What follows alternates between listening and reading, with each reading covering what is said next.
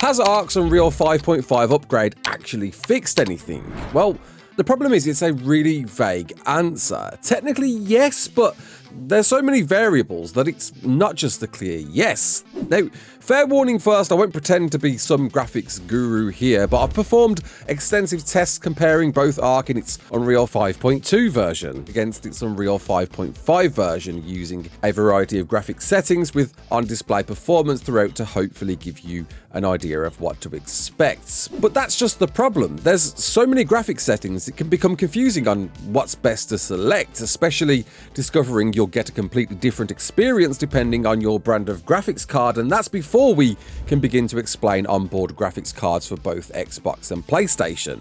Ultimately, at least for PC, it boils down to using DLSS if using a Nvidia graphics card, or FSR if using an AMD graphics card, both with their own variety of choices and all reflective of what generation of graphics card you own. Now, these tests are all run with a Nvidia GeForce RTX 4080 along with an AMD Ryzen 7 CPU. For a console comparison, PS5 runs close to an RTX 2070 2 generations prior, and PS5 Pro runs close to an RTX 3080 1 generation prior. But it's not as simple as that when factoring in memory and processor optimizations. Xbox Series X runs close to an RTX 3070 1 generation prior with again its own optimizations. So generally speaking, what you're seeing here should be more or less one generation higher than console performance. But again, I'm no graphics guru and just trying to offer a comparative from online research. Xbox Series S, however, runs something similar to a GTX 1650 apparently, which was made 6 years ago and frankly has been struggling to run ARK Ascended at all from the start, with a seemingly downgrade instead now, and possibly why the launch was delayed, with graphics comparable we'll show later. Speaking of, again, you could be running on any manner of graphics cards and will have to make your best judgment comparing against this what's best for you, but much lower end graphics cards should now be defaulting to the new low performance mode we'll show later, with possibly some benchmark for competitive PvP to consider.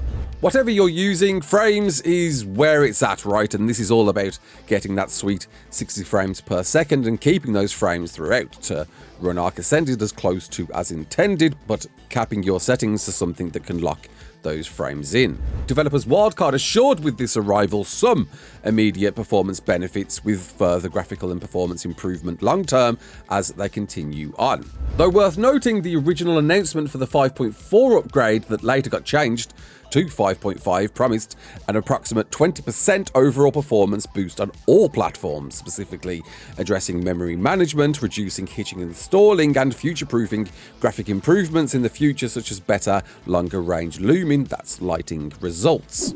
Wildcard co-founder Jeremy Stieglitz also recently posted an expectation of new native support for PS5 Pro users, yielding an approximate 30% boost in performance, noting frames per second and shadow management should look better too. So, how do we get on?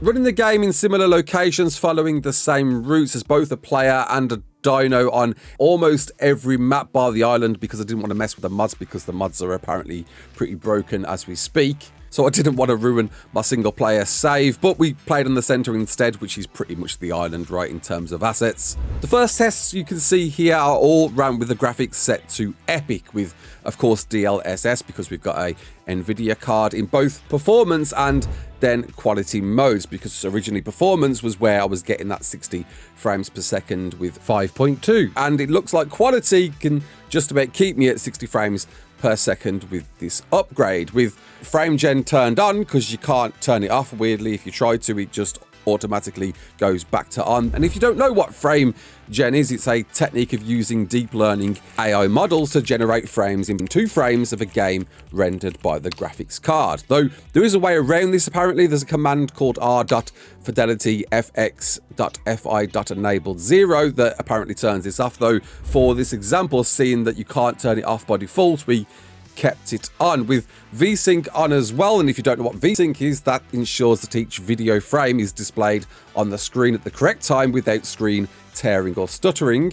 with no motion blur on, because who the hell wants motion blur unless maybe you're doing some cinematics. Don't never have that on. No bloom, because bloom kind of sucks and gets in your face half the time. Well, it did in ASE and isn't too bad in Ascended, but you know, keep that off, right?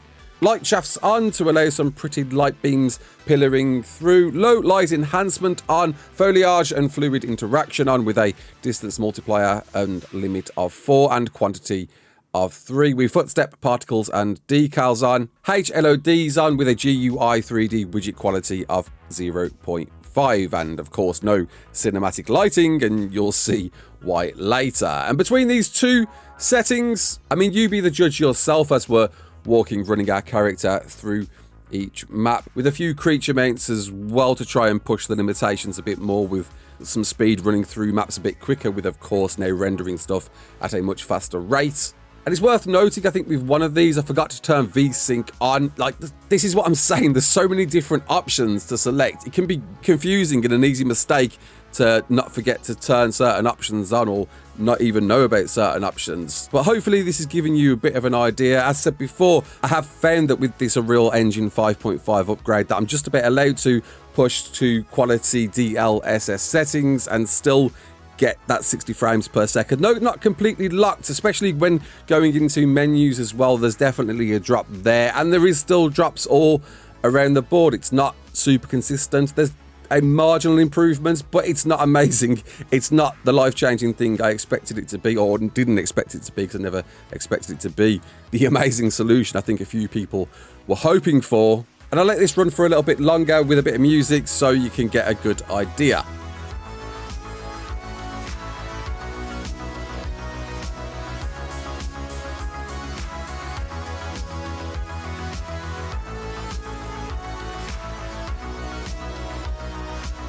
And then we attempted to push the settings all the way to the max possible. So that means setting the DLSS quality to DLAA, which is an AI-powered tool to eliminate jagged edges in video games, maintaining the native resolution, unlike the DLSS. And with that VSync off, turning on light bloom, because let's turn it all on, and of course cinematic lighting on, which I'm sure cinematic lighting alone is only an option you ever put on for maybe screenshots or very slow moving moments, because as you can see, the frames are terrible. There's no way you could play like this. I can at least play like this, but I'm not getting anywhere near the 60 frames per second. But it does look nice, it looks gorgeous, it looks wonderful, with of course an issue with the frames, which is a shame. This is how ARK is meant to look, right? This is what the devs intended it to look like for us. And maybe at some point in the future, when we finally catch up with the right graphics cards, the right tech, we can all play like this. But right now, I don't even know if anybody can play like this. Probably not. And then, as mentioned earlier, there's a new performance mode that was introduced for low-end graphics card users. And, well, the frames, it goes through the roof. You're going to have the best frames possible depending on which graphics card you're using, of course. But obviously, it's going to look like an absolute pile of dog poo-poo. It's to be expected, right? It's for people who literally can't play ARK Ascended right now with the graphics cards they've got available. And apparently, I'm hearing the Xbox Series S looks pretty close to this as a result of this upgrade, because, well, before it was running it really poorly anyway, so it had to have this, I guess, downgrade itself too. But you know what? I think I like this performance only mode specifically for PvP, because let's be honest, almost every PvP out there lowers the graphics settings to the minimal possible to get that advantage. And whilst there's a bunch of commands out there to do so that we've covered before, wouldn't it be cool, wouldn't it be awesome if across the board this was the expected type of gameplay, that you knew that the PvPer you was fighting against was playing with these graphic settings, and therefore no, you can play with this performance only mode to level the playing field. Though I can't play like this, it looks like ass, can't do it. So pros and cons with that one, but overall, to conclude, there's a marginal improvement. Is it 20%? Maybe. It's at least allowing me to jump up one more graphics setting with an almost stable 60 frames per second, but it's certainly not the pedestal reaching solution I frankly never expected it to be.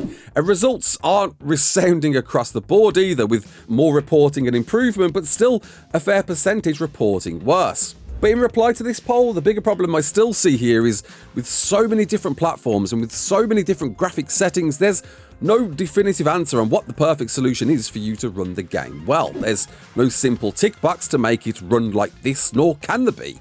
And you'll forever be changing the variety of graphics options to see what works, especially and hopefully as more improvements arrive, as Wildcard have promised. But at the very least, hopefully these demonstrations can give you some comparative to work with, and I'd love to hear if it's helped in any way at all. Please do comment below so you know what to do.